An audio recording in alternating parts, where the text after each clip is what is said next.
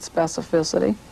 The plans for the establishment of the United Nations were laid out in great specificity. I've learned since that the second-in-command man at the United Nations, Robert Mueller, is an open disciple of both Benjamin Creme and of Alice Bailey and Lucis Trust. One of the biggest on the religious influence would be David Spangler, for example. He seems to be a very main headlining person as far as promoting a new spirituality for the new age.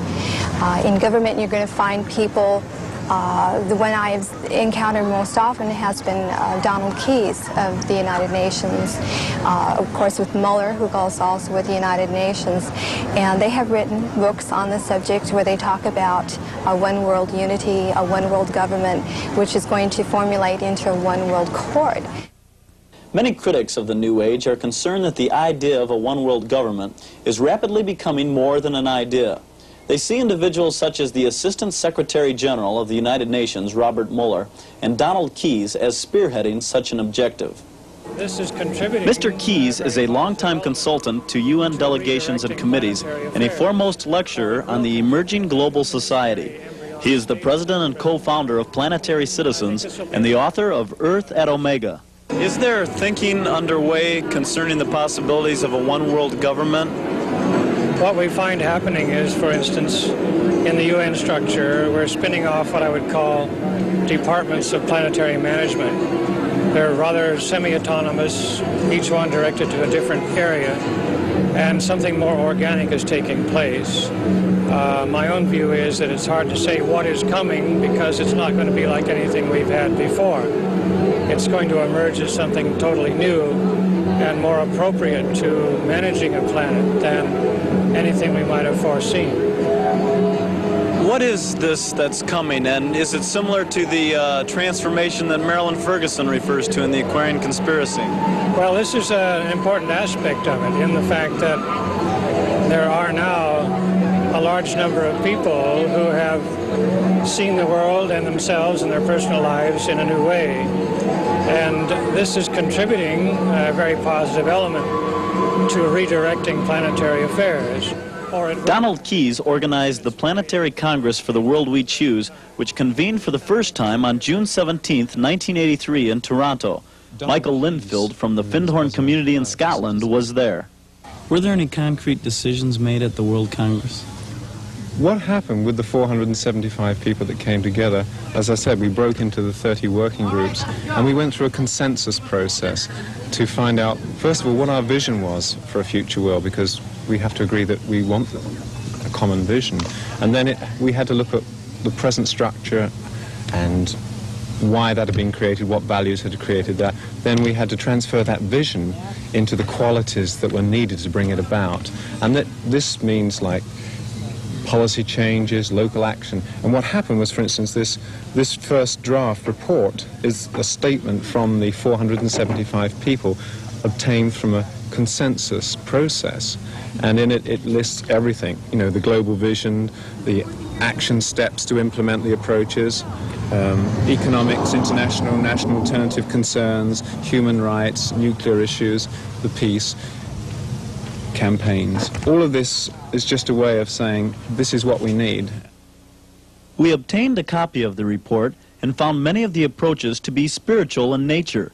Some of the things it calls for are the acceptance of personal and group meditation as a social norm, the use of spiritual guidance in determining direction, spiritual support groups, consistent visualization, the introduction of meditation into school systems, the acceptance of human potential as being unlimited, the creation of a new international economic order, and the creation of a world peacekeeping force. Is the transformation of society happening today? Are the grassroots people getting behind it? Are key government officials getting behind it? Is it going to happen? We're early in the process. We're building new constituencies. People are moving into places of responsibility where change is needed. There are some especially fine people in various places who have a vision of a better future and are busy trying to implement it. But I'd say we're still at an early stage. I'm hopeful because the beginnings we've seen are very impressive and have the values that are necessary for our global society. I think there are people in politics and people in government and people in the UN, people in health and education who have glimpsed a newer vision and are busy trying to develop new ways of doing things, reforms within those institutions. What's wrong with the one world court system, a one world government for that matter? Okay. Again, it sounds good. It's a good idea, and one that a lot of people are very anxious to see come about. They view it as a solution to the conflict that we have in the world right now. If we can all get based on the same laws, rules, beliefs even, there wouldn't be the conflict and the wars and the problems that we have now. So a lot of people in very earnest are working to promote this idea, this platform, bring it into being. But again, you have to put the logical thinking alongside of that also. If you're going to put our world structure under one roof, so to speak, if we're going to have a world court or a world government, then obviously there has to be a head to that world court and a world government. And my question is, and should remain in a lot of people's minds, who's going to head up that one world court, that one world system? Who will head the one world government? When we come back, we'll explore some answers. Do you think a world leader is coming? Absolutely.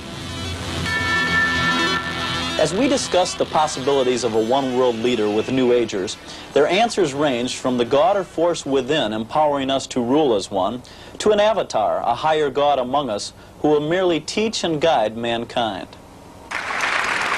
The late Buckminster Fuller was a featured speaker at this year's Mind, Body, Spirit Festival in San Francisco.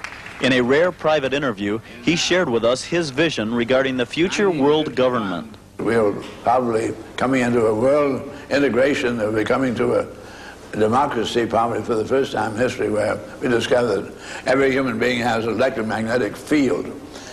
Very delicate, very difficult to sense, but there it is. And when you're feeling negative, it's negative. When you're feeling positive, it's feeling positive.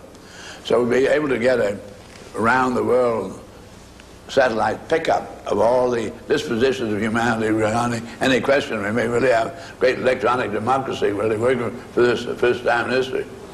My final question, do you see this great democracy being a one world government? Completely one world, indeed. Who would be at the head of it? One world or nobody. Who would run that government? Nobody. Nobody. The people run it, because you run it from electronically. What do the people want?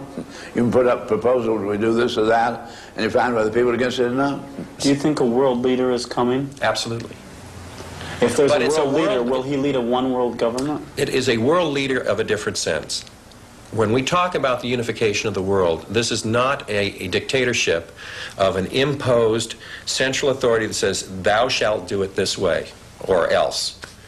What Maitreya will do is he will point the way. He will say, these are the problems that you face, and here are the solutions. All you have to do are follow these things, and the world will straighten itself out. It is up to us to accept or to reject this. It is our free will. We will not be infringed in that way where someone will dictate to us what we must do. But there Or will are... he be at the head of the world, this man? We will want him. A person, let me ask you this, Dan. You know, we're all intelligent people here. If somebody could come up and give you clear answers to the problems that we face on this planet right now, who would you want running things? Who would anyone want running things? I think we all recognize that the political leaders right now do not necessarily have the answers. Is there the ultimate one coming?